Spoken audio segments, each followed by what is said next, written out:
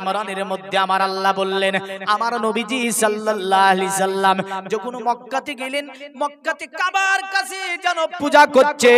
নবীজি বললেন, তোমরা পূজা কেন করো? তারা বলল, মুহাম্মদ, তোমার আল্লাহর মধ্যে আমাদের আল্লাহর মধ্যে কোনো পার্থক্য নাই। নবীজি বললেন, কেমন করে পার্থক্য কেন নাই? বলে, তুমি যে আল্লাহর ইবাদত করতে চাও, আমরাও আল্লাহর ইবাদত করতে চাই, তবে পার্থক্য হচ্ছে আমরা লা তুজ্জা বালা বাক্কা হানাত মানাত সানাত খানাত জানাতের মধ্য দিয়ে আল্লাহকে আমরা পেতে চাই। আরে এই মুহাম্মদ, তুমি যে সামনে কিছুই রাখো না, কোনো মূর্তি রাখো না, তুমি অটোমেটিক সিজদা করো, আর আমরা মূর্তি রেখে সিজদা করি, পার্থক্য হচ্ছে এতটুকু। অতএব তোমার আল্লাহর মধ্যে আমাদের আল্লাহর মধ্যে কোনো পার্থক্য নাই। নবীজি সাল্লাল্লাহু আলাইহি ওয়াসাল্লাম আল্লাহকে বললেন, আল্লাহ, তারা নাকি তোমাকে পাওয়ার জন্যই লাতের পূজা করে, তোমাকে পাওয়ার জন্য উজ্জার পূজা করে, তোমাকে পাওয়ার জন্য বালাবাক্কার পূজা করে, তোমাকে পাওয়ার জন্য হানাত মানাত সানাত খানাত জানাত পানাত মেলা নাম, বুঝলেন, এদের পূজা করে। তা আল্লাহ তাদেরকে কি বলবো? আমার আল্লাহ বলল, কুল ইন কুনতুম তুহিব্বুনাল্লাহ ফাত্তাবিউনি ইহিবিবিকুমুল্লাহু ওয়া ইয়াগফির লাকুম যুনুবাকুম আল্লাহু গফুরুর রহিম। জোরে বলুন। আমার আল্লাহ বলল, হাবিব, আপনি তাদেরকে বলেন, তারা যদি আল্লাহকে পেতে চায়, আল্লাহর সান্নিধ্য লাভ করতে চায়, যদি আল্লাহর সঙ্গে প্রেম প্রীতি ভালোবাসা মহব্বত করতে চায়, ধর্ম যদি তারা করতে চায়, এ নবী তাদেরকে বলুন, তারা ইত্তেবা করবে ফাত্তাবিউনি, তারা ইত্তেবা করবে আপনার, ইত্তেবা করবে মুহাম্মাদের, ইত্তেবা করবে মুহাম্মদ সাল্লাল্লাহু আলাইহি ওয়াসাল্লামের। যদি তারা নবীর ইত্তেবা করতে পারে, নবীর অনুসরণ করতে পারে, নবীজির সঙ্গে প্রেম প্রীতি ভালোবাসা মহব্বত করতে পারে, আমি আল্লাহ কথা দিয়েছি, কুমুল্লাহু, তারা আল্লাহকে পেয়ে যাবে। আর আল্লাহকে পেয়ে গেলে আল্লাহ তাদের জীবনের সব গুনাহগুলিকে আমার আল্লাহ মাফ করে দেবে। জোরে বলেন সুবহানাল্লাহ। তাহলে আল্লাহকে পেতে গেলে মুহাম্মাদের দরবারে যেতেই হবে। মুহাম্মাদের দরবার ছাড়া আল্লাহ পাওয়া যাবে? যাবে? যাবে না। এখন এই মুহাম্মদ সাল্লাল্লাহু আলাইহি ওয়াসাল্লামকে আল্লাহ পাঠিয়েছে। বাপ, আমার ওয়াজে দেখেন, কেউ রাগ করবেন না যদি আমি কিছু কথা একটু বলে ফেলি, কারো বিরোধীতে চলে যায়। আমরা নবী এসেছে এটা বলি, আর আল্লাহ বলছে আমি পাঠিয়েছি। পার্থক্য তো এটা। আল্লাহ বলছে আমি পাঠিয়েছি, আর আমরা বলছি এসেছে। কোরআনে একাধিক জায়গাতে নবীর গুণগান আছে। জোরে বলেন সুবহানাল্লাহ। 114টা সূরার মধ্যে আদম নবীর কটা সূরাতে বর্ণনা আছে জানেন? জানেন না? সবচেয়ে কোন নবীর নাম বেশি আছে কোরআনে জানেন? জানেন না। চলে যাচ্ছেন এখন এক আপনার গ্রাম দিয়ে, তো এক পুরোহিত চট করে আপনার মুখে দাড়ি দেখলো, দেখে বলল, মুরব্বি সাহেব, তোমরা কোরআন পড়ো না? বলে, হ্যাঁ পড়ি। তো বলো তো দেখি, তোমাদের কোরআনে কোন নবীর নাম বেশি আছে? কি বলবে? তো বলবেন যে আমরা কোরআন পড়া জানি না। তো পুরোহিত ব্যঙ্গ করে বলবে, তোমাদের ধর্মটা নাকি খুবই বড় ধর্ম, আর তোমাদের কিতাবটা নাকি আল্লাহ ডাইরেক্ট পাঠিয়েছে, আর তুমি কোরআনে কটা মানে কোন নবীর নামটা বেশি জানো না? বলে দিচ্ছি, মনে রাখবেন। আমার আল্লাহ আদম নবীর জিকির পবিত্র কোরআনে 5টা সূরার মধ্যে করেছেন। আমার আল্লাহ পাক ইদ্রিস নবীর জিকির পবিত্র কোরআনে 4টি সূরার মধ্যে করেছেন। আমার আল্লাহ ইউসুফ নবীর জিকির পবিত্র কোরআনে মাত্র 1টা সূরার মধ্যে করেছেন। আমার আল্লাহ পাক নূহ নবী আলাইহিস সালামের জিকির পবিত্র কোরআনে 9টা সূরার মধ্যে করেছে। আল্লাহ পাক কোরআনুল কারীমের মধ্যে 25 জন নবীর জীবনীমূলক আলোচনা করেছে। জোরে বলেন সুবহানাল্লাহ। কারো কম করেছে, কারো বেশি করেছে। তবে আমার আল্লাহ হযরতে ইব্রাহিম আলাইহিস সালামের জিকির পবিত্র কোরআনে 19টা সূরার মধ্যে করেছে। সব চাইতে যে নবীর নাম কোরআনে বেশি নিয়েছে আমার আল্লাহ, ওই নবীর নাম হচ্ছে হযরতে মূসা কালিমুল্লাহ। আরো জোরে বলতে হবে। কি নাম বললাম? বানি ইসরাইলের নবী ছিলেন তিনি। বর্তমান সমাজে ইহুদিরা যাকে মোজেস বলে তাকে আমরা বলি মুসা কালিমুল্লাহ। এই মুসা নবী আলাইহিস সালামের জিকির আমার আল্লাহ পাক 29টা সূরাতে করেছে। জোরে বলেন সুবহানাল্লাহ। 29টা সূরাতে মুসা নবীর জিকির আছে। তবে মনে রাখবেন পবিত্র কোরআনুল কারীম সম্পর্কে উম্মুল মুমিনিন মা আয়েশাতুল হুমায়রা রাদিয়াল্লাহু তাআলা আনহা, যিনি নবীজির আপনার প্রিয়তম স্ত্রী ছিলেন, আল্লাহর নবী সাল্লাল্লাহু আলাইহি সাল্লামকে জিজ্ঞাসা করলো সাহাবীরা, ইয়া রাসূলুল্লাহ, ইয়া হাবিবাল্লাহ, নবীজি আপনাকে একটা কথা জিজ্ঞাসা করব। আমার নবী বললেন, সাহাবীরা বলো, কি এমন কথা জিজ্ঞাসা করবে? সাহাবীরা বলছে, ইয়া রাসূলুল্লাহ, ইয়া হাবিবাল্লাহ, নবী গো, আপনি দয়া করে বলবেন পৃথিবীর জমিনে মেয়েদের মধ্যে সবচেয়ে কাকে বেশি ভালোবাসেন? আল্লাহর নবী বললেন, পৃথিবীর জমিনে মেয়েদের মধ্যে সবচেয়ে যাকে বেশি ভালোবাসি আমি, তার নাম হচ্ছে আয়েশাতুল হুমায়রা। জোরে বলেন সুবহানাল্লাহ। আল্লাহর নবীকে সাহাবীরা বলল, ইয়া রাসূলুল্লাহ, ইয়া হাবিবাল্লাহ, ওগো নবীজি আপনি পুরুষের মধ্যে কাকে বেশি ভালোবাসেন? আমার নবীজি বলল, শুনে রেখে দাও, ওয়া আবু গো, আবু বকর, আর আমি পুরুষের মধ্যে সবচেয়ে বেশি ভালোবাসি হযরতে আয়েশার পিতা আবু বকরকে। জোরে বলে সাহাবীরা আয়েশাকে জিজ্ঞাসা করছে, উম্মুল মুমিনিন, এ মা আয়েশা, একটা কথা আপনাকে জিজ্ঞাসা করব। বড় বুদ্ধিমতী চালাক চতুর মহিলা, মাত্র 7 বছরে নবীর সঙ্গে বিবাহ হয়েছিল। জোরে বলেন 9 বছর বয়সে জীবন সংসারে গিয়েছিল। আর মা আয়েশাতুল হুমায়রা রাদিয়াল্লাহু তাআলা আনহার যখন মাত্র 18 বছর বয়স হয়, আমার নবী পাক পর্দা করে যায়।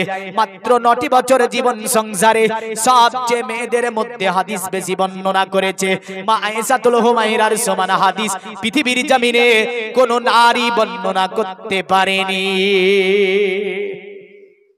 সাহাবারা বললেন, এ মা, ওগো মা আয়েশা, দয়া করে বলবেন নবীর জীবনী সম্পর্কে একটু আমাদেরকে বলেন। মা আয়েশাতুল হুমায়রা বলছে, শোনো নবীর সাহাবীরা, নবীর জীবন সংসারে আমি আয়েশা, আমি দীর্ঘ 9টি বছর ছিলাম। এ নবীর সাহাবীরা, তোমরা যদি রাসূলুল্লাহর জীবনী দেখতে হয়, পবিত্র কোরআনের পৃষ্ঠা উল্টিয়ে দেখো। জোরে বলেন সুবহানাল্লাহ। পবিত্র কোরআনের প্রতিটা পৃষ্ঠাতে আমার নবীজির আপনার প্রশংসা আছে। যেখানে আল্লাহর প্রশংসা রয়েছে সেখানে আমার রাসূলুল্লাহর প্রশংসা রয়েছে। যেখানে আল্লাহর গুণকীর্তন রয়েছে পাশে আমার নবীর চর্চা রয়েছে। যেখানে আমার আল্লাহর নাম নিয়েছে আমার আল্লাহ পাক, সেখানে হাবিবের নামকে নিয়েছে। জোরে বলেন সুবহানাল্লাহ।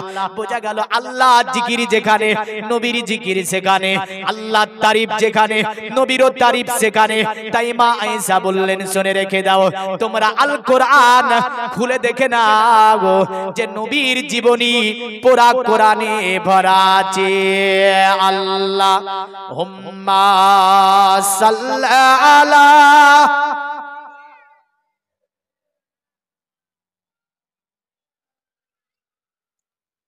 ওয়া আলা আলিহি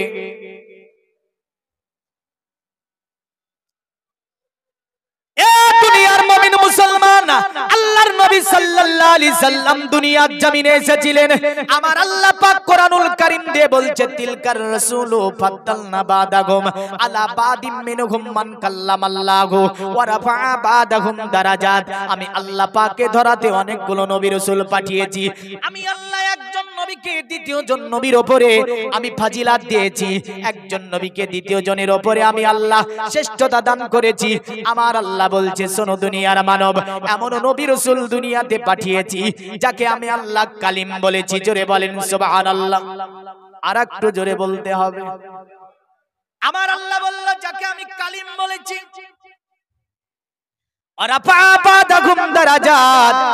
আর সকল নবীর উপরে যাকে শ্রেষ্ঠতা দিয়েছি আমি, তিনি হচ্ছে মুহাম্মাদুর রাসূলুল্লাহ। সাল্লাল্লাহু আলাইহি ওয়াসাল্লাম। তাহলে বোঝা গেল নবীদের নবী হচ্ছে মুহাম্মদ, নবীদের সাইয়্যিদ হচ্ছে মুহাম্মদ, নবীদের ইমাম হচ্ছে মুহাম্মদ, নবীদের নেতা হচ্ছে আমার নবী মুহাম্মদুর রাসূলুল্লাহ সাল্লাল্লাহু আলাইহি ওয়াসাল্লাম। আমার আল্লাহ পাক এই নবীকে পাঠাচ্ছেন কেমন করে জানেন? যদিও এই জীবনী অতি দীর্ঘ জীবনী, নবীর জীবনীর মতো পৃথিবীতে অন্য কোন জীবনী আর দেখা যায় না। জোরে বলেন সুবহানাল্লাহ।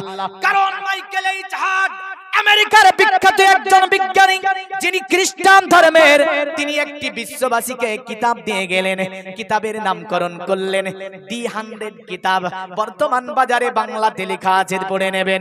দি 100 কিতাব তিনি হাজারো মানুষের জীবনীকে এক জায়গায় করলেন, করার পরে তিনি আপনার ভেরিফাই করলেন পৃথিবীতে কোন জীবনীটা অতি উত্তম হতে পারে। স্টেপ বাই স্টেপ গবেষণা করে দেখা গেল পৃথিবীর জমিনে উত্তমতম জীবনী যেটা, সেটা মা আমিনাল্লাহ আব্দুল্লাহ দাগদজিগার জনাবে মুহাম্মদুর রাসূলুল্লাহ সাল্লাল্লাহু আলাইহি ওয়াসাল্লামের মাইকেল এইচ হার্ট তিনার কিতাবের প্রথমতম স্থান দিলেন আমার নবী মুহাম্মদ সাল্লাল্লাহু আলাইহি সাল্লামকে। আমেরিকার সরজমিনে বিরাট সম্মেলনে বইখানা প্রকাশ করবেন, তাকে প্রশ্ন করলো, আচ্ছা আপনি একজন খ্রিস্টান লেখক হওয়ার পরে মাসিকে প্রথম আনলেন না, যিশুকে প্রথম আনলেন না, এমন করে আপনি একজন খ্রিস্টান লেখক হওয়ার পরে অন্যান্য বড় বড় বিজ্ঞানী আছে, মাইকেল এইচ হার্ট আছে, অন্যান্য বড় বড় বিজ্ঞানী আছে, কোপারনিকাস থেকে নিয়ে এমন করে গ্যালিলিও গ্যালিলিয়ান থেকে নিয়ে এমন করে দুনিয়ার জমিনে ইবনে সিনা থেকে নিয়ে দুনিয়ার জমিনে ডক্টর কেন থেকে নিয়ে দুনিয়ার জমিনে আপনার নরেন্দ্র বাসিং থেকে নিয়ে দুনিয়ার জমিনে এমন করে আপনার নীল আর্মস্ট্রং থেকে নিয়ে পৃথিবীতে অনেক মানুষ জন্ম নিয়েছে, তাদের জীবনীগুলো আপনার দি 100 কিতাবের প্রথম স্থানে দিলেন না। আপনি মুসলমানদের নবী যার নাম মুহাম্মদুর রাসূলুল্লাহ সাল্লাল্লাহু আলাইহি ওয়াসাল্লাম, তার নামখানাকে আপনি প্রথমে আনলেন কিতাবের মধ্যে। কারণটা দয়া করে বলবেন। তিনি বলেছিল, শুনে রেখে দাও, দুনিয়ার জমিনে ইনসাফকে আমি দেখেছি, ইনসাফ নিয়ে কাজ করেছি, কারণ এর মধ্যে কোনো আমি চুগলখড়ি করতে পারিনি। বলে কেন? বলে শুনে রেখে দাও, হাজারো মানুষের জীবনী পড়ে দেখলাম আব্দুল্লাহ ছেলে মুহাম্মাদের মতো জীবনী পৃথিবীর জমিনে কোনো মনঋষি জ্যোতিষীর নাই, কোন ঋষি মনঋষির নাই। পৃথিবীর জমিনে উত্তমতম জীবনীর নাম হচ্ছে মুহাম্মদ সাল্লাল্লাহু আলাইহি সাল্লাম, যার কারণে আমার কিতাবে প্রথম স্থানে যার স্থান করে দিয়েছি তিনি হচ্ছে মুহাম্মদুর রাসূলুল্লাহ সাল্লাল্লাহু তাআলা আলাইহি ওয়াসাল্লাম। জোরে বলা যাবে না? আরেকটু জোরে বলুন সুবহানাল্লাহ।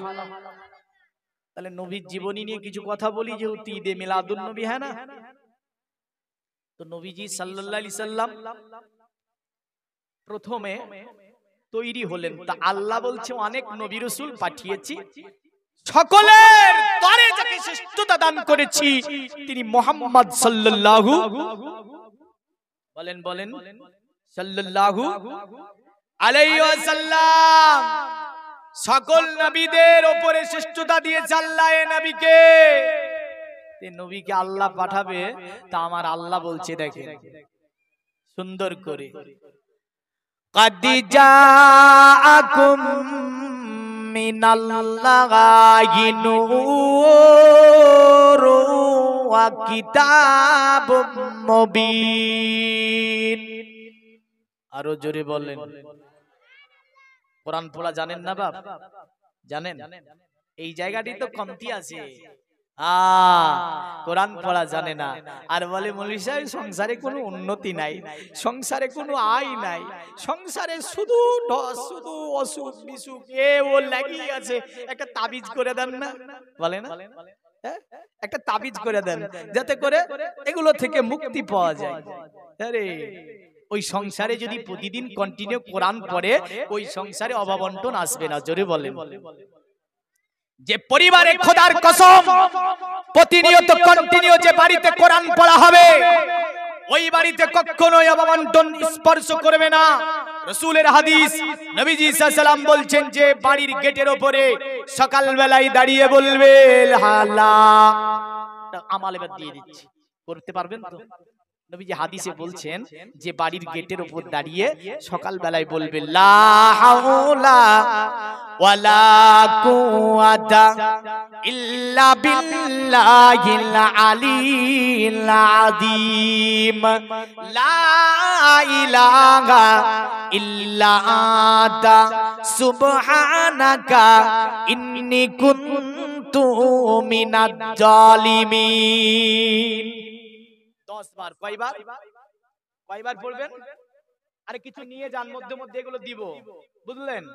সুন্দর সুন্দর আমাল মধ্যে মধ্যে দেব, এগুলো পালন করবেন। পৃথিবীর কোনো শক্তি নাই যে আপনার বাড়িতে জিন শয়তানের কোন নজর পড়বে। গেটে দাঁড়িয়ে কমসে কম এত দূর পড়তে না পারলে আর একটা হাদিসে আছে লা হাওলা ওয়ালা কুওয়াতা ইল্লা বিল্লাহ পর্যন্ত 10 বার পড়বে গেটের কাছে ফজরের নামাজের পরে।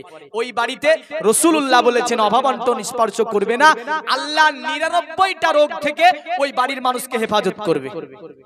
আরো জোরে বলবেন না সুবহানাল্লাহ? এগুলা জানা দরকার আছে না নাই?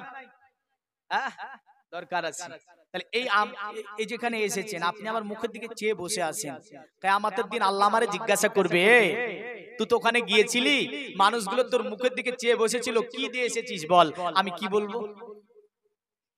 বলবো না কানে হাত দিয়ে আল্লাহ জীবনীটা বলে এসেছিলাম। আল্লাহ আপনাকে জিজ্ঞাসা করবে কি বলেছিল? তাহলে কিছুই মনে ছিল না। হ্যাঁ, এই ছোট ছোট আমালগুলো অবশ্যই করবেন ইনশাআল্লাহ। বলেন আরো জোরে বলেন। দুনিয়ার মুমিন মুসলমান, আমার আল্লাহ বলছে কোরআনুল কারীম ফুরকানুল হামিদের মধ্যে শুনে রেখে দাও, দুনিয়ার জমিনে আমি অতএব আমার তরফ থেকে একটা নূর তোমাদের কাছে পাঠানো হলো, আর একটা কিতাব পাঠানো হলো। আজ থেকে 350 বছর আগে মদনার এই বেগ আয়াতের তাফসীর করছেন যিনি আব্দুল হাকিম মুহাদ্দিসে দেহলভী রাহমাতুল্লাহ আলাইহি, তিনি লিখেছেন ওয়া হুয়া নূরু মুহাম্মাদুর রাসূলুল্লাহ সাল্লাল্লাহু আলাইহি ওয়াসাল্লাম। নূর হচ্ছে আমার নবী মুহাম্মদ সাল্লাল্লাহু আলাইহি ওয়াসাল্লাম। ওয়া হুয়াল কিতাব আল কোরআন, আর কিতাব হচ্ছে আল কোরআন। জোরে বলেন সুবহানাল্লাহ। বিখ্যাত সাহাবী জাবির রাদিয়াল্লাহু তাআলা আনহু আমার নবীজির দরবারে বসে আছেন। হাদিসে পাকের মধ্যে আসছে জাবির রাদিয়াল্লাহু তাআলা আনহু আমার নবীকে জিজ্ঞাসা করছেন ইয়া রাসূলুল্লাহ ইয়া হাবিবাল্লাহ, ওগো নবীজি আপনি যদি অনুমতি দেন, আপনি যদি পারমিশন দেন, আপনি যদি ইজাজত দেন, একটা কথা আপনারে জিজ্ঞাসা করব। আমার নবী বললেন জাবির বলো এমন কি কথা জিজ্ঞাসা করবে? জাবির বলছে ইয়া রাসূলুল্লাহ ইয়া হাবিবাল্লাহ, ওগো নবীজি দয়া করে বলেন আমার আল্লাহ পাক সর্বপ্রথম কি জিনিস তৈরি করেছে? আমার নবী পাক জবানে বলছেন ইয়া জাবিরু ইন্নাল্লাহা তাআলা কাদ খালাকা কাবলাল আসিয়া নূরা নবিকা মিন নূরি। এ জাবির আমার আল্লাহ সর্বপ্রথমে তোমার নবীর নূরকে তৈরি করেছে। জোরে বলেন সুবহানাল্লাহ। আমার নবীজি আরো ক্লিয়ার করে বলছেন ফাজালা জালিকান নূর ইয়াদুরু বিল কুদরাত। এ জাবির শোনো, আল্লাহ পাক যখন আমার নূরকে তৈরি করে, আল্লাহ পাক তিনার কুদরত দিয়ে আমি নবীজি আমারে তৈরি করেছে। শুধু তাই নয়, আমার আল্লাহ পাক তিনি আমারে যখন তৈরি করে আলাম এখন ফিজালিকা লাগতে লাউহুন আলা কালামু আলা মালাকু, আমার আল্লাহ ওই জমাতে লোহে মাহফুজ তৈরি করেনি, আমার আল্লাহ পাক কলম তৈরি করেনি, আমার আল্লাহ পাক ওই জমাতে আপনার ফেরেশতা তৈরি করেনি। যে সময় নবীরে তৈরি করেছেন আমার আল্লাহ, ওই জমাতে আমার আল্লাহ চাঁদ সূরজ তৈরি করেনি, আসমান তৈরি করেনি, জমিন তৈরি করেনি, ওই জমাতে জিন ইনসান তৈরি হয়নি। আমার নবীকে আমার আল্লাহ তৈরি করে দিয়েছে। জোরে বলেন সুবহানাল্লাহ। আচ্ছা এগুলোর সামনে একটা কিছু ঝুলিয়ে দেন তো, প্রচুর পোকা আসছে মুখে ঢুকে পড়ছে। একটু দুরূদ আল্লাহুম্মা সাল্লাল্লাহু সাইয়্যিদিনা মাওলানা মুহাম্মদ ওয়া আলা আলিহি সাইয়্যিদিনা মাওলানা মুহাম্মদ। সুবহানাল্লাহ সুবহানাল্লাহ।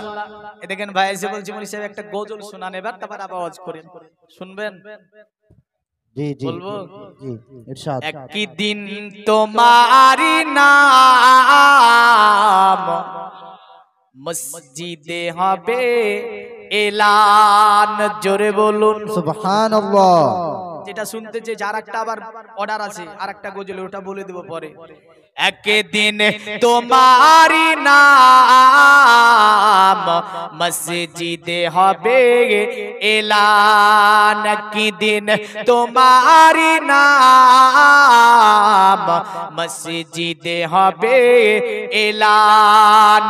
তৈরি থেকো তৈরি রেখো কবরে মান সামান, একদিন তোমারি নাম মসজিদে হবে এলান, একদিন তোমারি নাম মসজিদে হবে এলান। একদিন তোমাকে পরিয়ে কাফন আত্মীয় স্বজন করবে দাফন, করবে না করবে না? একদিন তোমাকে পরিয়ে কাফন আত্মীয় স্বজন করবে দাফন, হঠাৎ চলে যাবে আদরের ধান, প্রিয় মা বাবার বাসিয়ে নয়ন। তৈরি থেকো তৈরি রেখো সুন্নতি আমাল ঈমান, একদিন তোমারি নাম মসজিদে হবে এলান, একদিন তোমারি নাম মসজিদে হবে এলান। নামে সমজাই করিবে এত বন্ধ হয়ে যাবে জীবন নাটক, থাকবে বাহাদুরি রক্তের তেজ, এই অহংকার গৌরব এই জৈবন একদিন থাকবে না, সব বিনাশ হয়ে যাবে, জৈবন শেষ হয়ে যাবে, সৌন্দর্য শেষ হয়ে যাবে, রক্তের গরম শেষ হয়ে যাবে না, যাবে না। নামে সমজাই করিবে এত বন্ধ হয়ে যাবে জীবন নাটক, বাহাদুরি থাকিবে না দেখে যাইব ফুরিয়ে বসন্ত আসিবে শ্রাবণ। তৈরি থেকো তৈরি রেখো কোরআনি আমাল ঈমান, একদিন তোমারি নাম মসজিদে হবে এলান, একদিন তোমারি নাম মসজিদে হবে এলান। জোরে বলুন তো মসজিদে এলান একদিন হবে, নাম ধরে এলান করবে। এলানের পূর্বে একটু আমাদেরকে আমাল ঈমান নিয়ে যেতে হবে। আসি আমার নবীজির কাছে। আমার নবীজিকে আমার আল্লাহ তৈরি করলেন, সিদরাতুল মুনতাহার উপরে নূর বেশে রেখে দিলেন, তারকা বেশে রেখে দিলেন। আমার নবীর হাদিসে আছে ওয়া ইজ্জাতি রাব্বি আনা জালিকাল কাকিব, আমার নবী বলেছিল শোনো জিবরিল, ওই যে সিদরাতুল মুনতাহার উপরে তারকাটা জ্বলতে দেখতে পেতে, ওটা ছিলাম আমি নবী মুহাম্মাদুর রাসূলুল্লাহ সাল্লাল্লাহু আলাইহি ওয়াসাল্লাম। আমার আল্লাহ পাক নূরে মুহাম্মাদিকে নামালেন, আদম নবী আলাইহিস সালামের স্কন্ধে দিয়ে দিলেন। আদম নবী দুনিয়ার জমিনে আমার নবী মুহাম্মাদের নূরকে নিয়ে আসলো। এ নিয়ে বুখারী শরীফে একটা হাদিস, সুন্দরতম হাদিস কানা বর্ণনা হয়েছে। আমার নবীজি যখন বলতো সাহাবাদেরকে, এ আমার সাহাবারা জানো আমার বাবার নাম কি? সাহাবারা বলতে ইয়া রাসূলুল্লাহ আপনি বলেন আমার আপনার বাবার নাম কি? নবী বলতো শোনো আমার বাবার নাম হচ্ছে আব্দুল্লাহ, আব্দুল্লাহর পিতার নাম ছিল আব্দুল মুতাল্লিব, আব্দুল মুতাল্লিবের পিতার নাম ছিল হাসিম, হাসিমের পিতার নাম ছিল আব্দে মানাফ, আব্দে মানাফের পিতার নাম ছিল কুসাই, কুসাইয়ের পিতার নাম ছিল কিলাব, কিলাবের পিতার নাম ছিল মুররা, মুররার পিতার নাম ছিল কাব, কাবের পিতার নাম ছিল লুইয়া, লুইয়ার পিতার নাম ছিল গালিব, গালিবের পিতার নাম ছিল ফেহের, ফেহেরের পিতার নাম ছিল মালিক, মালিকের পিতার নাম ছিল নাজার, নাজারের পিতার নাম ছিল কেনানা, কেনানার পিতার নাম ছিল খুজাইমা, খুজাইমার পিতার নাম ছিল মুদরিক, মুদ্রিকা, মুদ্রিকার পিতার নাম ছিল ইলিয়াস, ইলিয়াসের পিতার নাম ছিল মুদার, মুদারের পিতার নাম ছিল নাদার, নাদারের পিতার নাম ছিল মাআদ, আর মাআদের পিতার নাম ছিল কাইদার, কাইদারের পিতার নাম ছিল আল্লাহর নবী ইসমাঈল আলাইহিস সালাম। সুবহানাল্লাহ। নবীজির সিদরা নাম কি? এতটা নাম শুনতে পাবেন না। যাবো এবার আরেকটা জায়গায়। এ দুনিয়ার মুমিন মুসলমান, ইসমাঈল আলাইহিস সালামের বাবার নাম ছিল কি? কি ছিল? জোরে জোরে জোরে কি ছিল? ইব্রাহিম ছিল না? ইব্রাহিম নিজের বেটাকে কোথায় নিয়ে গিয়েছিল? আরে কুরবানি কারো প্রিয় সিতারা। সুবহানাল্লাহ। কাকে বলেছিল? এই নূরে মোহাম্মদী কিন্তু ইসমাইলের স্কন্ধে তখন ছিল। জোরে বলেন সুবহানাল্লাহ। আল্লাহ বলছে ইব্রাহিম কুরবানি কারো প্রিয় সিতারা, ইয়া খালিলুল্লাহ, ইয়া খালিলুল্লাহ, ইয়া খালিলুল্লাহ, ইয়া খালিলুল্লাহ। তিনি কখন দেখলেন? ভোরের বেলায় স্বপ্ন দেখিয়া চুপি চুপি ডেকে কই শোনো গো হাজেরা। সুবহানাল্লাহ। ইসমাঈলকে তুমি দাও সাজায়া, ইসমাঈলকে তুমি দাও সাজায়া, ওকে নিয়ে যাব আমি মিনা ময়দান, ওকে নিয়ে যাব আমি মিনা ময়দান। কুরবানি করো প্রিয় সিতারা, ইয়া খালিলুল্লাহ, ইয়া খালিলুল্লাহ, ইয়া খালিলুল্লাহ, ইয়া খালিলুল্লাহ। জোরে বলুন সুবহানাল্লাহ। এবার কি হচ্ছে? নবীজির নূর আছে ইসমাইলের গর্দানে। আল্লাহ বলছে ইসমাইল কোথায় কি হবে? গজলটা বলবো, শুধু গজল শুনতে ভালোবাসেন বলে গজল খুব কমই বলি আমি, বুঝলেন? তাই বলে দিচ্ছি গজলটাই মধ্যখানে, বুঝলেন? জমজমের পানিতে গোসল করায়া, চোখেতে কাজল দিল তারা কায়া। সুবহানাল্লাহ। আরো জোরে বলেন সুবহানাল্লাহ। কিসে কোন পানিতে গোসল দিয়েছিল ইসমাইলের? আবে জমজম। যে জমজম আমরা হাজীদের কাছে একটু করে নিয়ে দাঁড়িয়ে দাঁড়িয়ে পান করি, ওই জমজমের পানিতে গোসল দিচ্ছে মা। জমজমের পানিতে গোসল করায়া, চোখেতে কাজল দিল তারা কায়া। আমার সোনা ময়না, আমার সোনা ময়না, আব্বুর সাথে যাবে মিনা, ইয়া খালিলুল্লাহ, ইয়া খালিলুল্লাহ, ইয়া খালিলুল্লাহ, ইয়া খালিলুল্লাহ। কুরবানি করো প্রিয় সিতারা, ইয়া খালিলুল্লাহ, ইয়া খালিলুল্লাহ।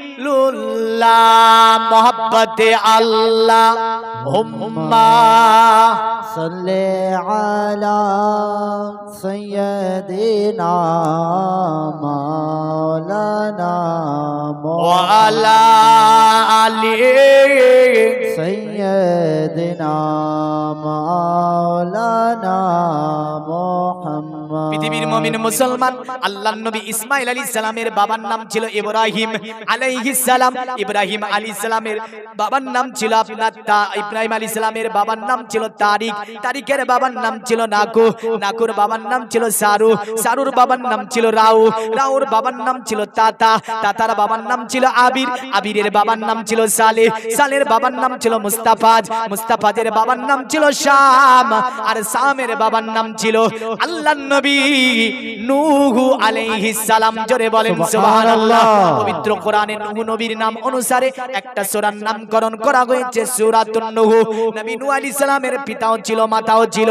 নবী নূহ আলাইহিস সালামের পিতার নাম ছিল আপনার নবী নূহ আলাইহিস সালামের পিতার নাম ছিল আপনার মালাক, মালাকের পিতার নাম ছিল মুতাসালাক, মুতাসালাকের পিতার নাম ছিল আকনুক, আকনুক ছিল আল্লাহর নবী ইদ্রিস আলাইহিস সালামের দ্বিতীয় নাম, যাকে আমার আল্লাহ পাক আদম নবীর ২৫০০ বছর পরে দুনিয়ার জমিনে নবী করে পাঠিয়েছিলেন। এই ইদ্রিস নবী আলাইহিস সালামের আপনার দুনিয়ার জমিনে পিতাও ছিল মাতাও ছিল।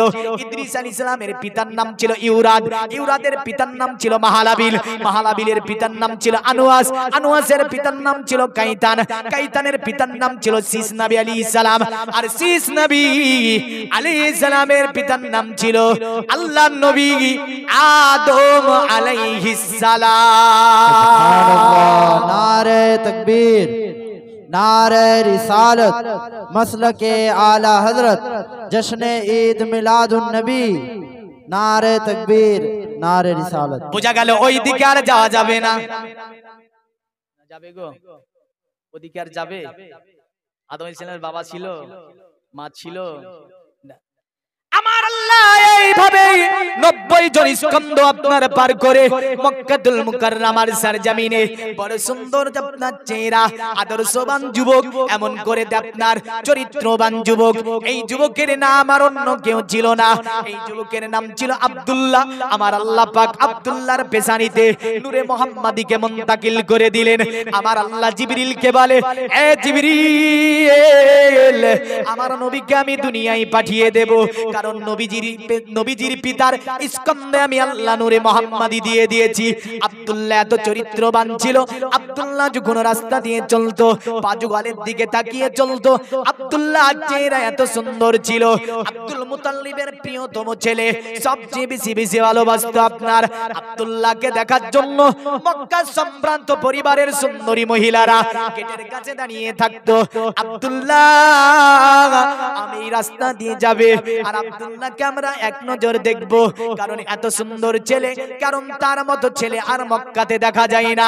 মক্কার সম্ভ্রান্ত পরিবারের সুন্দরী নারীরা আব্দুল্লাহকে একটা সময় ডেকে বলে, আব্দুল্লাহ, এ আব্দুল্লাহ, তুমি কি বিবাহ করবে না? তোমাকে বিবাহের জন্য পেগাম দিচ্ছি। আব্দুল্লাহ বলতো, আমাকে কেন এমন কথা তোমরা বলো? আমাকে তোমরা বলবে না। আমার পিতা আব্দুল মুতাল্লিব যেটা করবে আমি আব্দুল্লাহ তাতে রাজি হব। আমার পিতা যাতে রাজি আমি আব্দুল্লাহ তাতে রাজি। আমার পিতা যাতে খুশি আমি আব্দুল্লাহ তাতে খুশি। আমার পিতা যেখানে আমার বিবাহ দেবে আমি আব্দুল্লাহ সেই জায়গাতে বিবাহ করব। এখন আর তা নাই, না আছে বাপ, সব ঠিক করে রেখেছে। দেখেন সব ঠিক করা আছে, বুঝলেন? সব ঠিক করে রেখে দিয়েছে। আরে যুবক, তোমার চরিত্র কেমন হবে? আজ থেকে 1500 বছর আগে রাসূলের পিতার চরিত্র যদি এত সুন্দর হয়, পদযুগলের দিকে তাকিয়ে চলে, তোমার চরিত্র কেমন হবে? এ পৃথিবীর নারী, তোমাদের চরিত্র কেমন হবে? এই নিয়ে দুটি কথা আপনি এখানে আলোচনা করে দিয়ে যায়। কারণ এক পণ্ডিতকে জিজ্ঞাসা করেছিল, সনাতন ধর্মের পণ্ডিতকে। ওই ঋষিকে বলল, ঋষি দয়া করে আপনি বলবেন পৃথিবীর জমিনে যুবক যুবতীর চরিত্র কেমন হবে? ঋষি বলল, অদং পসব্বে মপ্রি সনাতন পদ গোহারো মাত কসবল কদসম তসারি ব্রহ্ম ভুবিতো। ঋষি বলল, শোনো, অতএব যুবক যুবতী যারা রাস্তা দিয়ে যাবে, এক যুবক রাস্তাতে কোনো যুবতীকে দেখে টিটকারি মেরো না, যুবতীর দিকে তাকিয়ে যেন এমন কথা বলো না যাতে ওই যুবতীরা কষ্ট পাবে। আরে যুবতীরা, তোমরা কেমন চলবে? তোমরা চলবে পদযুগলের দিকে তাকিয়ে, জোরে বলেন কোন দিকে তাকিয়ে চলবে? বলল নারী তো এমনই হবে, নারী যখন রাস্তা দিয়ে চলবে পদযুগলের দিকে তাকিয়ে চলবে, নারী তো এমনই হবে। নারী যখন রাস্তা দিয়ে চলবে যেন সে নম্র ভদ্র ভাবে চলবে। নারী কেমন হবে? বলল মাটি কসমলক দাসন্ত সারি ব্রহ্মভূমিত। নারী হবে কেমন? নারীর মাথার তালু থেকে নিয়ে পায়ের তালু পর্যন্ত ঢাকা থাকবে, কারণ নারী কখনো আলগা হবে না, নারী কখনো খোলামেলা হবে না। কিন্তু আজকে বর্তমান যদি দেখা যায়, আজকে আপনাদের এখানে আসতেছিলাম, দেখলাম নারীদেরকে যেন ঢোল বাজিয়ে নাচানো হচ্ছে। কোন কিতাব বলেছে, কোন ঋষি বলেছে, কোন মনীষী কথা বলেছে? কিন্তু সনাতন ধর্মের মহান ঋষি তিনি বলেছিল মাতে কসমলক দসন্ত সারি ব্রহ্মভূমিত। মা নারী যারা হবে তাদের মাথার তালু থেকে নিয়ে পায়ের তালু পর্যন্ত ঢাকা থাকবে, জোরে বলেন সুবহানাল্লাহ। কতদূর ঢাকা থাকবে? তাহলে পর্দা কি ইসলাম বলেছে? শুধু ইসলাম বলেছে পর্দা, না অন্য ধর্ম বলেছে? শুধু ইসলাম পর্দার কথা উল্লেখ করেছে তা নয়, আপনার সনাতন ধর্মে পর্দার কথা লেখা আছে। নারী মানি পর্দা করতে হবে তাদের, নারী মানি ঢেকিয়ে রাখার জিনিস। বলল মাতি কসমলক দসন্ত সারি ব্রহ্মভূমিত। এ নারী, তোমার পোশাক হবে মাথার তালু থেকে নিয়ে পায়ের তালু পর্যন্ত। ঋষিকে বলল মহান ঋষি, যদি কোন নারীর পোশাক এমন না হয়, কোন নারী যদি পদযুগলের দিকে তাকিয়ে না চলে, রাস্তাঘাটে হরিণের মতো এদিক ওদিক তাকায় আর চলে, বলল ও নারী পৃথিবীতে নারী হতে পারে না, ওটা হচ্ছে ধূর্ত শগুনের মতো। বেশক বেশক। কিসের মতো? ধূর্ত শগুনের মতো। যে নারী হেলিয়ে দুলিয়ে চলে, অন্য যুবককে আকৃষ্ট করে, যার পোশাক হয় অশ্লীল, যে রাস্তাঘাটে চলার সময় পদযুগলের দিকে তাকায় না, নম্রভদ্র ভাবে চলে না, ওই নারীটা নারী না, ও হচ্ছে ধূর্ত শগুন। একথা সনাতন ধর্মে বলেছে যে ওই নারীটা ধূর্ত শগুন। তাহলে নারীটা যদি ধূর্ত শগুন সনাতন ধর্মে বলে, ইসলাম কি দোষ করলে এখানে? ইসলাম তো একই কথা বলেছে, নারী তুমি পর্দা করো, নারী তুমি পর্দা করো, নতবা জাহান্নামে যেতে হবে তোমার। তাহলে নারী মানি পর্দা করতে হবে, জোরে বলেন সুবহানাল্লাহ। আসি রাসূল সাল্লাল্লাহু আলাইহি ওয়াসাল্লামের পিতা হযরত আব্দুল্লাহ, তিনি আপনার এমন করে দিনগুলো অতিবাহিত হয়। আব্দুল্লাহকে একদিন মক্কা শরীফের সরজমিন দিয়ে আব্দুল্লাহ হেঁটে হেঁটে চলে যাচ্ছেন। আব্দুল্লাহকে দেখে একটা আপনার কাফিলা, যে কাফিলাটা ছিল সিরিয়ার কাফিলা, সিরিয়ার কাফিলার আপনার একজন পুরোহিত, একজন মনীষী দেখে বলল, এই যুবকটাকে দেখে যেন মনে হচ্ছে আখিরি নবীর পিতা হবে। বলেন আখিরি নবীর পিতার নাম বেদে ছিল না ছিল না? তাওরাতে ছিল না ছিল না? জাবুরে ছিল। এমন করে আপনার আখিরি নবীর পিতার কথা জাবুরে ছিল, তাওরাতে ছিল, ইনজিলে ছিল, বেদে ছিল, বাইবেলে ছিল, গীতায় ছিল, রামায়ণে ছিল, মহাভারতের মধ্যেও বলা হয়েছে। এখন আপনি বলবেন আখিরি নবীর পিতাকে? আখিরি নবীর পিতা সম্পর্কে সনাতন ধর্মের একটি বিখ্যাত কিতাব, কিতাবটির নাম হচ্ছে মহাভারত। মহাভারত যারা মানে, আমরা কিন্তু মহাভারত মানি না। আমাদের কিতাবের নাম হচ্ছে কোরআন এবং হাদিস। মহাভারত আমরা মানতে যাই না, যদিও সনাতন ধর্মে প্রাচীন একটা ভারতের রীতিনীতি নিয়ে এই কিতাবটি লেখা হয়েছে। ভারতকে নিয়ে বিভিন্ন কথা যার মধ্যে লেখা আছে, হিন্দুস্তানকে নিয়ে সিন্ধু প্রদেশের বর্ণনা যার মধ্যে দিয়েছে। এই মহাভারতের মধ্যে লেখা হয়েছে, কালক্রমে বিষ্ণু যাসেতে নামেতে ব্রাহ্মণ সম্বল নগরেতে জন্ম লইবেন, তখন মহাবীর্য মহাবুদ্ধি কলকিতার ঘরে জন্মিবে যথা কালে দেবকার যাতরে, দুনিয়াটা অন্ধকারে আচরণিত যখন হয়ে যাবে, তখন অতএব বিষ্ণু যশের ঘরে মহান একজন ব্যক্তি বিষ্ণু যশের ঘরে যেন জন্ম নেবে। বিষ্ণু যশ শব্দটি হচ্ছে সংস্কৃতি শব্দ। বিষ্ণু যশ শব্দের যদি বাংলা করা হয়, বাংলা হবে আল্লাহর দাস, বাংলা হবে আল্লাহর গোলাম। আর যদি বিষ্ণু যশের আরবি করা হয়, আরবি হবে আব্দুল্লাহ। আব্দুল্লাহ কার নাম? এই জোরে বলেন, আব্দুল্লাহ কার নাম? আমার রাসূলুল্লাহর পিতার নাম আব্দুল্লাহ। এসেছে কোথায়? জায়গাটার নামও লেখা আছে, জোরে বলেন সুবহানাল্লাহ। আমি যখন বেদে চলে আসবো, কিছুক্ষণ বেদে থেকে বেরিয়ে যাব, তার আসবো না। আবার যদি কোনো সময় পাই চলে আসবো। বাবার নাম বলে দিলাম, কি নাম বাবার? বিষ্ণুদাস। সংস্কৃতে বিষ্ণুদাস, আরবিতে আব্দুল্লাহ, বাংলায় আল্লাহর গোলাম বা আল্লাহর বান্দা বা আল্লাহর দাস। তাহলে বুঝা গেল আব্দুল্লাহ জীবনে কোনোদিন পূজা করেনি। রাসূলের পিতাকে নিয়ে যারা বলেছে জাহান্নামে যাবে, তাদের ঠিকানাটা কোথায় হবে? একবার অন্তর মনকে ব্রেনকে জিজ্ঞাসা করলি বলে দেবে তুই যাবি কোথায়। কারণ আব্দুল্লাহ সম্পর্কে ইমাম জালালউদ্দিন সিউতি রাহমাতুল্লাহ আলাইহি বলেছেন তিনি জান্নাতে যাবে। জোরে বলেন সুবহানাল্লাহ।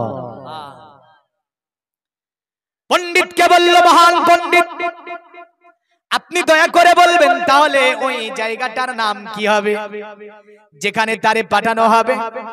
বলল জায়গাটার নাম হচ্ছে সম্বুলে বিষ্ণুদাস গ্রহে মহাদ্রুবম মোহাম্মদ সুমাতং মধুরী বিবো।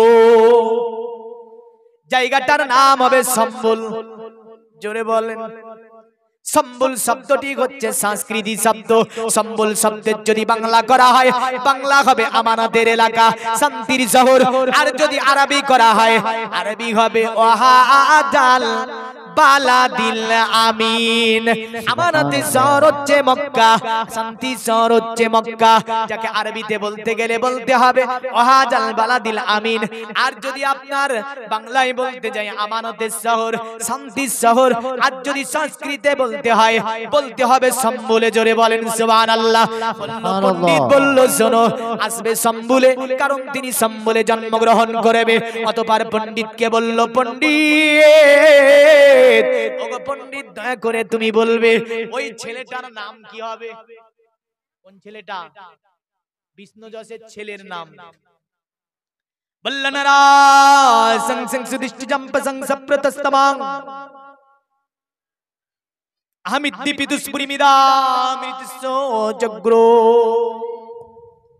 বলল তার নাম হবে নারাসং। কি নাম হবে? নারাসং শব্দটি সংস্কৃতি শব্দ। নারাসং এর বাংলা করলে হবে প্রশংসিত। কি হবে? প্রশংসিত। আর যদি আরবি করা হয়, আল্লাহ বলেছেন মুহাম্মাদুর রাসূলুল্লাহ।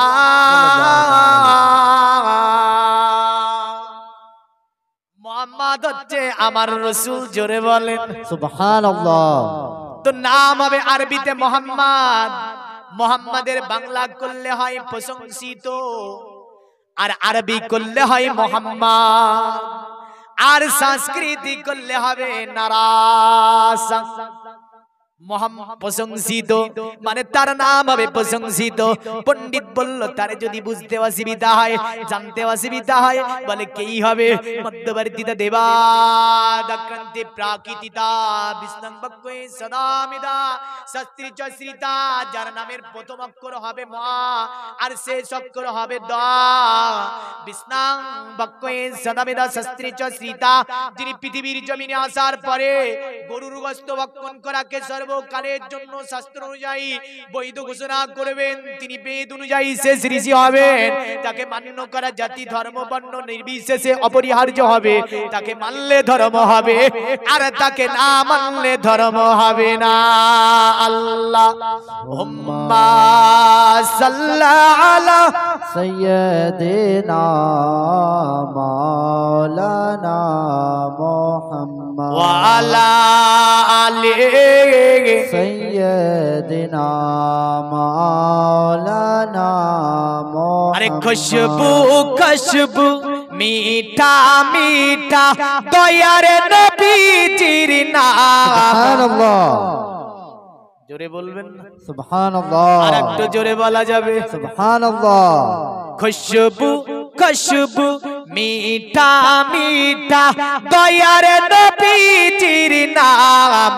রওজা ফুলের বাগান, রওজা ফুলের বাগান। খুশবু খুশবু मीठा मीठा दयार नबीजीर नाम।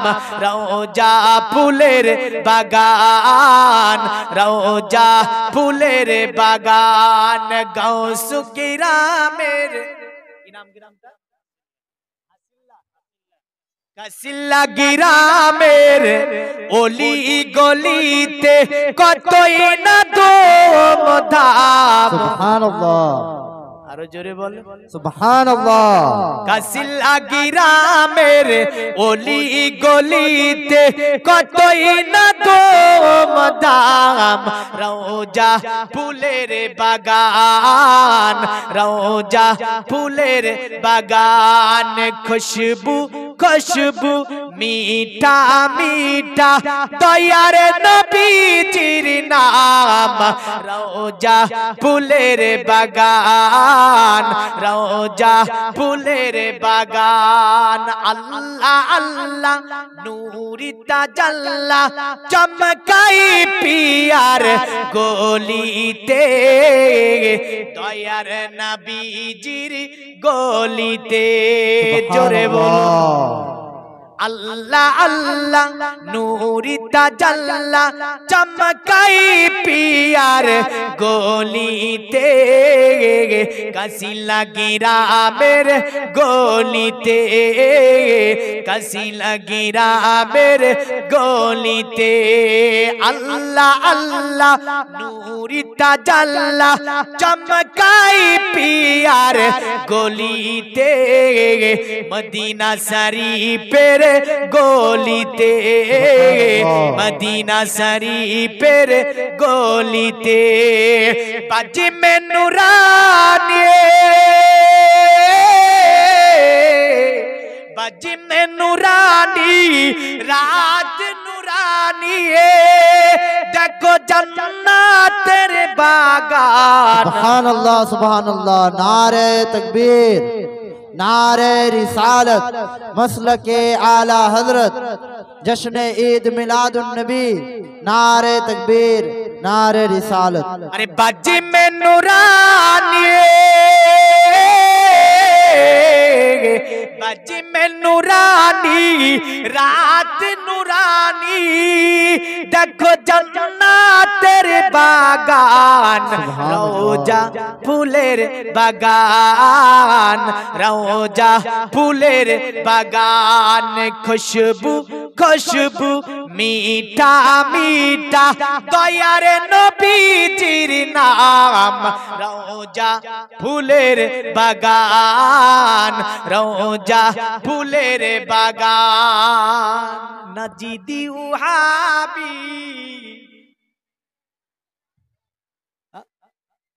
বুঝতে পারছেন তো? নাজদি উহাবি, আরে নাজিদি উহাবি কেমনে যাবি দয়ার নবীজির সামনে, মুখ দেখাবি কেমনে, মুখ দেখাবি কেমনে। নাজিদি উহাবি কেমনে যাবি দয়ার নবীজির সামনে, মুখ দেখাবি কেমনে, মুখ দেখাবি কেমনে। তোর নামাজ রোজা, তোর নামাজ রোজা সবই বাতিল, যাবি জাহান্নাম। রওজা ফুলের বাগান, রওজা ফুলের বাগান, খুশবু খুশবু মিঠা মিঠা দয়ার নবীজির নাম। রওজা ফুলের বাগান, রওজা ফুলের বাগান। জোরে বলুন সুবহানাল্লাহ। আসি আমি আব্দুল্লাহর কাছে, কারণ আব্দুল্লাহ নামটা আমি জানতে পেরেছি যে তিনি ওটা হচ্ছে নবীজির নাম। বাংলা ভাষায় বললে আল্লাহর দাস, সংস্কৃতি ভাষায় বললে বলতে হবে বিষ্ণু দাস। আর মোহাম্মদের নাম বাংলা ভাষায় বললে বলতে হবে প্রশংসিত। আর যদি আরবি ভাষায় বলে মোহাম্মদ, আর যদি সংস্কৃতি ভাষায় বলে নারাসাং, বা আরেকটা নাম বেদের মধ্যে আছে আহমিদ্দি, পেতুসপুরি মেধাবী তস্যজগ্রব আহমদ নামে দুনিয়ার জমিনে একজন ব্যক্তি আসবে, যিনাকে আল্লাহ পাক অনেক জ্ঞান গরিমা দেওয়ার পরে দুনিয়ার জমিনে আমার আল্লাহ পাক তাকে পাঠাবে। তাকে মানতে হবে, তাকে জানতে হবে, তাকে মানলে ধর্ম হবে, আর তাকে না মানলে পৃথিবীর জমিনে ধর্ম করা যাবে না। জোরে বলেন সুবহানাল্লাহ। এ মুসলমান শুধু তাই বলে নাই, আরো সুন্দর করে বলে দিয়েছে। পণ্ডিতকে বলল, এ মহান পণ্ডিত দয়া করে বলবেন তিনি যে আসবে কোন মাসে আসবে, কোন দিনে আসবে, কোথায় আসবে? বলল শুনে রেখে দাও। দ্বাদশাং শুক্ল পক্ষ সমাসবি মাসি মাদাবাং জাতেত্রাস্তাং পুত্রাং পুত্র ঘুষ্ট মানুষ্য। তিনি দুনিয়ার জমিনে পদার্পণ করবেন মাধব মাসের শুক্ল পক্ষ দ্বাদশীতে তিনি আসবে। বাংলা সুন্দর করে না বললে বোঝা যাবে না। মাধব মাস বলা হয় বৈশাখ মাসকে। বৈশাখ মাস যদি আপনি বিক্রমী ক্যালেন্ডারে দেখতে যান, বিক্রমী ক্যালেন্ডারের মতে বৈশাখ মাসকে বলা হয় বসন্তের মাস। বসন্ত শব্দটি বাংলা শব্দ। বসন্ত শব্দের যদি আরবি করা হয়, আরবি হবে রবি। সুবহানাল্লাহ। কি হবে? বেরেন হাজির আছে? কারণ আমার ওয়াজ শোনার আগে আমি একটা মেসেজ করি, কি জানেন? ব্রেন ও মন একত্রিত রাখতে হয়। মায়েদেরকে বলবো আপনারা চিল্লাবে একটু কম করবেন, বললেন? মা রাগ করবেন না। কারণ এক রাজা বলেছিল, কি জানেন তো, যে আগামী কাল আমার দরবারে যে ব্যক্তি সবচেয়ে বড় মিথ্যা কথা বলতে পারবে তাকে বড় প্রাইজ দেব। একজন এসে বলছে, হুজুর নদীর ধার দিয়ে আসতেছিলাম, দেখলাম নদীতে পানি ধরে গেছে, নদীতে আগুন ধরে গেছে। পানির উপর আগুন ধরে, বড় মিথ্যা কথা বস, বুঝলো। আর একজন এসে বলছে, হুজুর দেখলাম, কি জানেন তো? বলে কি দেখলি? বলে পানির মাছগুলো শুকনায় উঠে বেড়ে বেড়াচ্ছে। বলে বস, এটা মিথ্যা কথা। আর একজন এসেছে, এসে বলছে, হুজুর দেখলাম এক জায়গায় 10টা মেয়ে বসে আছে, চুপচাপ আছে, একটা কথা বলে না। তো বলছে সবচেয়ে বড় মিথ্যা কথা এটা, সবচেয়ে বড় মিথ্যা কথা। কারণ 10টা মেয়ে এক জায়গায় হলে চুপচাপ থাকে না। তো রাজা বলছে প্রাইজটা তুই পাবি। তো প্রাইজটা দিল কাকে জানেন? যে বললো 10টা মেয়ে এক জায়গায় বসে আছে, কথা বলে না, কেউ কারোর সাথে চুপচাপ আছে। তো রাজা বলছে এটা লে, প্রাইজ ধরে দিলাম। তো মায়েদেরকে বলবো রাগ করেন না, এমন কথা যেন আমাকে আবার না আনতে হয়। আছে অনেক, আমি রাগাবো না। কারণ আজকে ওয়াজের প্রথম থেকে ভেবে নিয়েছি যে এমন কথা বলবো না যাতে পুরুষ নারী রাগ করে। হ্যাঁ, একটু চুপচাপ থাকবেন। তো বলতেছিলাম কোন জায়গাটা মনে আছে তো? হ্যাঁ, বেরেন হাজির আছে? আছে।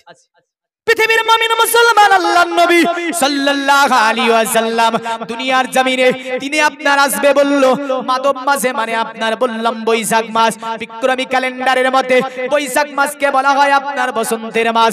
বসন্ত শব্দটি বাংলা শব্দ, আরবি করলে হবে রবি। জোরে বলেন সুবহানাল্লাহ। আর বলল শোনো, শুক্ল পক্ষ সনাতন ধর্মে চাঁদকে দুই ভাগে ভাগ করা হয়। একটা বলা হয় আপনার প্রথমাংশ, আর একটা বলা হয় দ্বিতীয় অংশ। প্রথমাংশ বলা হয় শুক্লপক্ষ, প্রথমাংশ শুক্লপক্ষ বাংলা করলে হবে প্রথমাংশ। প্রথমের প্রথম শব্দটি বাংলা শব্দ, ওই শব্দের যদি আপনার আরবি করা হয়, আরবি হবে আউয়াল। দুটি শব্দের সংযোজন দিলে কি হবে? আগের শব্দ আর এই শব্দ সংযোজন দিলে রবিউল আউয়াল। সুবহানাল্লাহ। নারে তাকবীর, नारे रिसालत, मसलके आला हजरत, जश्न ईद मिलादुन नबी, नारे तकबीर, नारे रिसालत। বুঝা গেল আপনার দুটি শব্দের সংযোজন দিলে হলো রবিউল আউয়াল। আর বলল দ্বাদশাং 12 তারিখে আসবে, তাহলে বুঝা গেল 12ই রবিউল আউয়ালে দুনিয়ার জমিনে নবী আসবে। এই কথাটা জগবেদের মধ্যে সুন্দর করে বলে দিল। অতবার বলছে যাতে দ্রাস্তাং পুত্রাং পিত্র ঘুষ্ট মানুষ্য। পণ্ডিতকে বলছে, পণ্ডিত ওগো পণ্ডিত, তুমি তো বললে দ্বাদশাং শুক্ল পক্ষ মাধবী মাসি মাদাবাং যাতে দ্রাস্তাং পুত্রাং পিত্র ঘিষ্ট মানুষ্য। তুমি যে বলছো নবী আসাতে বাবা খুশি, নবী আসাতে দাদু খুশি হবে, মা অতিশয় খুশি হবে, কিন্তু তুমি তো বাবার কথা উল্লেখ করলে না। আজ থেকে 6000 বছর আগে পণ্ডিত বলেছিল দুঃখ করে কষ্ট করে ওই নবী দুনিয়াতে যখন যাবে এতিম হালে নবী যাবে। আরে এতিম হালে মা আমিনার কোলে, কবি বলেছে ওখানে এতিমের বিষয়টা উল্লেখ করেছিল, তাই গজলটা বলে দিচ্ছি। ওগো রাহমাত নেমে এলো, জোরে জোরে জোরে। আরে এতিম হালে মা আমিনার কোলে ওগো রাহমাত নেমে এলো প্রসাব পরে মা আমিনার কোলে উম্মতি বলে গে কাঁদিলো ওগো রাহমাত নেমে এলো এতিম আলে গে মা আমিনার কোলে গে ওগো রাহমাত নেমে এলো হালিমা বিবি খুশি মনে জোরে বলুন আরো জোরে বলতে হবে আরে হালিমা বিবি খুশি মনে চুমা দিলেন পাক বাদনে আরে হালিমা বিবি খুশি মনে চুমা দিলেন পাক বাদনে পরে নিজের বুকে নীল টেনে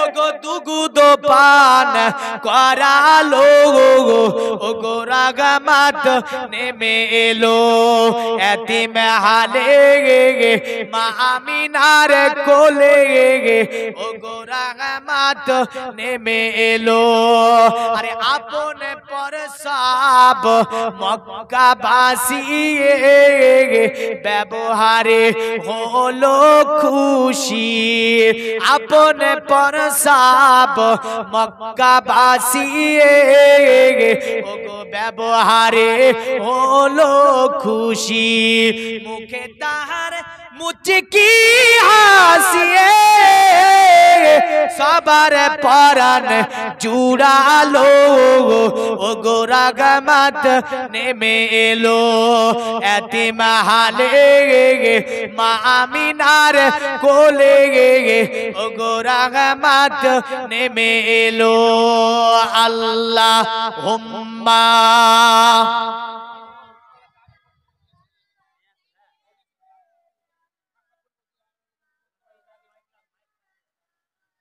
ওয়ালা আলি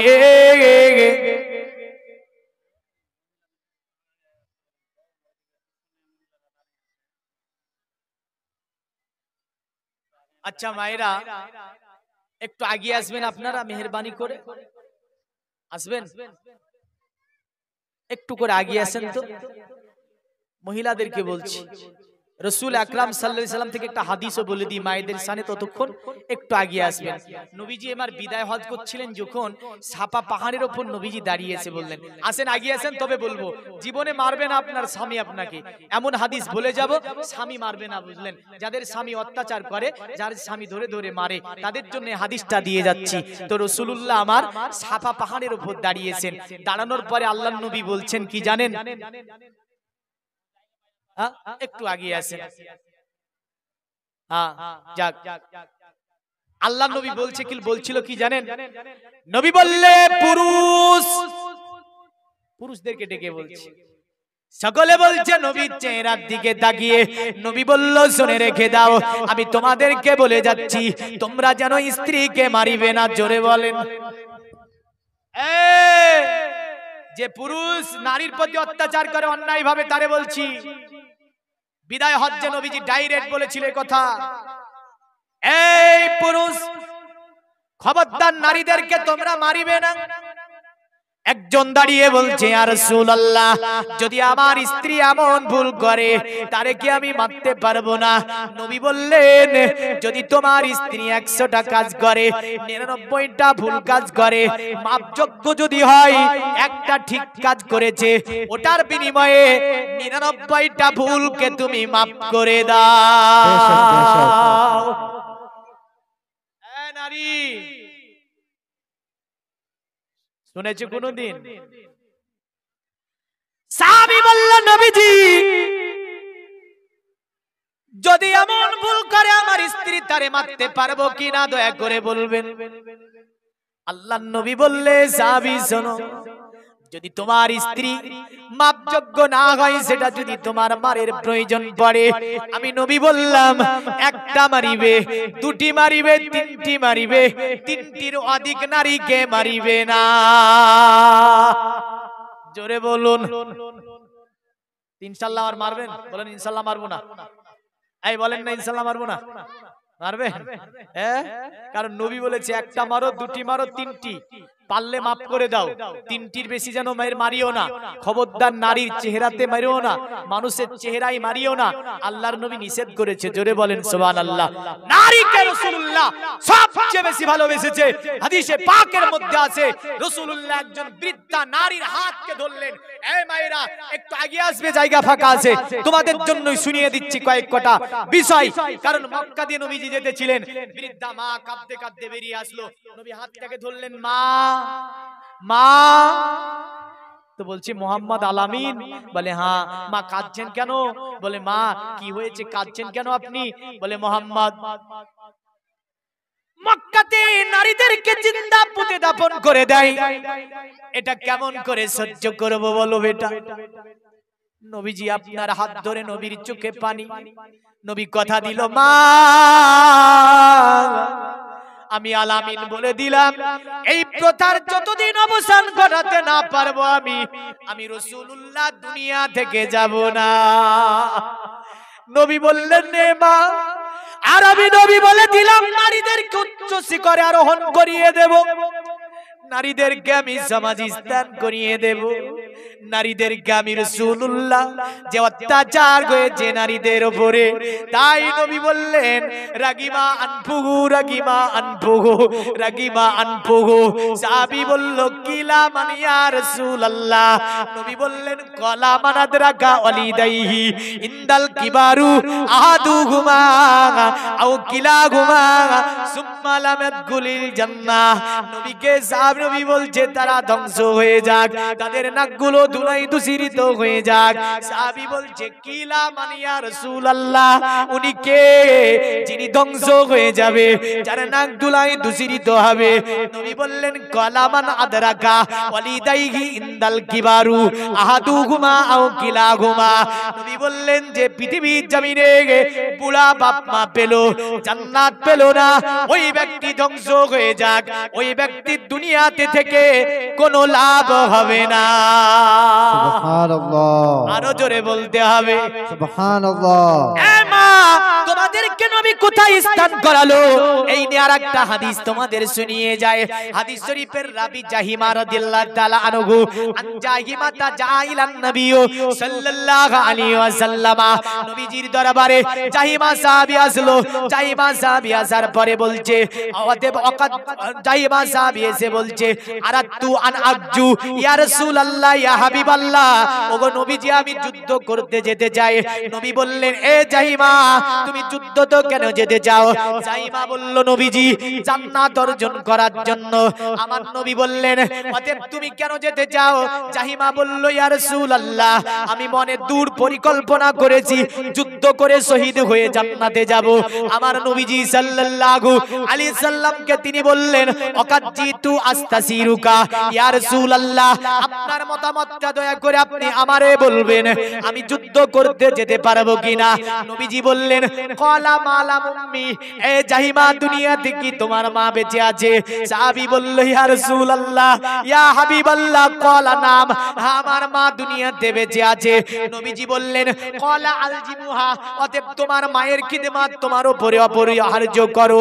নবীজি বলছেন ক্বালা আলজিমুহা ফা ইন্নাল জান্নাতা ইনদা রিজলিহা, কারণ তোমার জান্নাত আছে তোমার পায়ের, তোমার মায়ের পায়ের নিকটে। আরো জোরে বলেন সুবহানাল্লাহ। মায়েরা হোটে এসেছে নাকি? তো দুটি হাদিস, দু তিনটা হাদিস শুনিয়ে দিলাম। ওটা এসেছে আমি শোনাবো বলেছিলাম, শুনিয়ে দিলাম, কারণ টপিক আলাদা আছে। নারী পুরুষ নিয়ে তো আমি টপিক নিইনি, কারণ যদি কোনোদিন যদি আমাকে নিয়ে আসেন টপিক দিয়ে দেবেন, কোনো অসুবিধা নাই। যে বিষয় শুনতে চাইবেন আপনারা এক জায়গায় বসে ওই বিষয় সিলেক্ট করবেন। সাংসারিক জীবন ইনশাআল্লাহ ওয়াজ হবে, মা বাবা ওয়াজ হবে, এমন করে স্বামী স্ত্রী মহাব্বত, কোরআন ও হাদিস কি বলেছে তা নিয়ে হাদিস কোরআনে একাধিক বর্ণনা আছে। জোরে বলেন সুবহানাল্লাহ।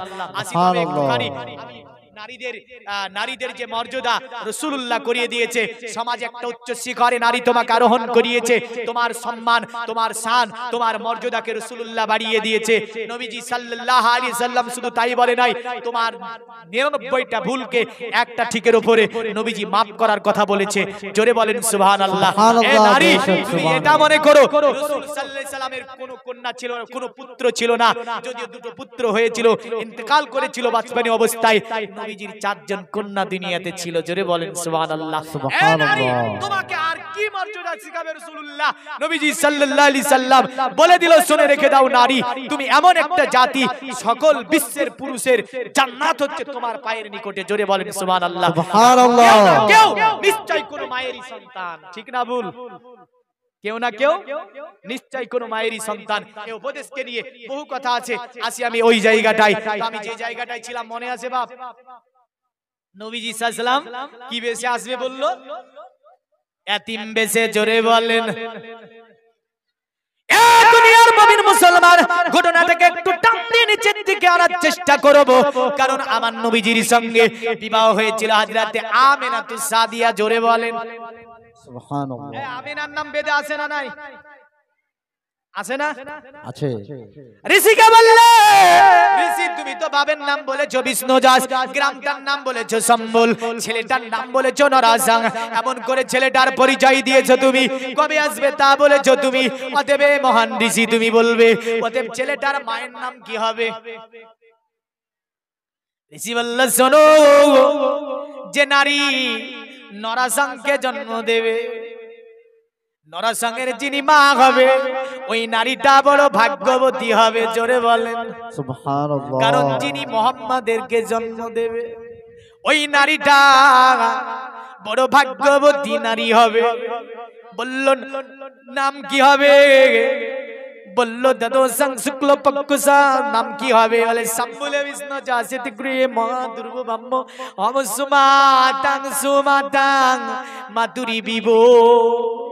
ওই নারীটার নাম হবে সুমতি। সুমতি শব্দটা হচ্ছে সংস্কৃতি শব্দ। সুমতি শব্দের যদি বাংলা করা হয় হবে সুন্দরী, সুমতি শব্দের বাংলা করলে হবে মাধুর্যবান, সুমতি শব্দের বাংলা করলে হবে চরিত্রবান, সুমতি শব্দের আপনার বাংলা করলে হবে কি? অতএব অতি নম্র ভদ্র। আজ যদি সুমতির আরবি করা হয়, আরবি হবে আমেনা। আমেনা নারী ওই মুহাম্মদকে জন্ম দেবে, তাই বললো হাম সুমাতাং সুমাতাং মাতুরি বিবো। ওই নারীটা হবে সুমতি নারী, যে সুমতি নারী মুহাম্মদকে জন্ম দেবে। বুঝা গেল আব্দুল্লাহর বিবাহ নিয়ে অনেক ঘটনা ছেড়ে দিলাম আমি। আব্দুল্লাহর সঙ্গে সুমতি নারী বিবাহ হয়েছিল। বিবাহ হওয়ার পরে আপনার তিনারা আসলেন মক্কাতুল মুকাররমাতে। মক্কাতে আসার পরে আমার নবীজিকে আপনার আব্দুল্লাহর স্কন্ধ থেকে মুনতাকিল করে দিয়ে দেওয়া হলো কোথায়? আমিনাতুস সাদিয়ার উদরে। সেই দিন আমার আল্লাহ আসমানে ফেরেশতাদেরকে বলে, আসমানে ফেরেশতারা, অতএব অন্যায় অত্যাচার জুলুম চলে যাবে, দুনিয়াতে শান্তি কায়েম হবে। দুনিয়ার জমিন থেকে আমার কাবা ঘরকে পরিষ্কার করবে, শয়তানের রাজ আর চলবে না, শয়তানের রাজত্ব খতম হয়ে যাবে। এ দুনিয়ার জিন ইনসান, এ দুনিয়ার জলস্থ প্রাণী, ওই স্থল প্রাণী এলান করে বলে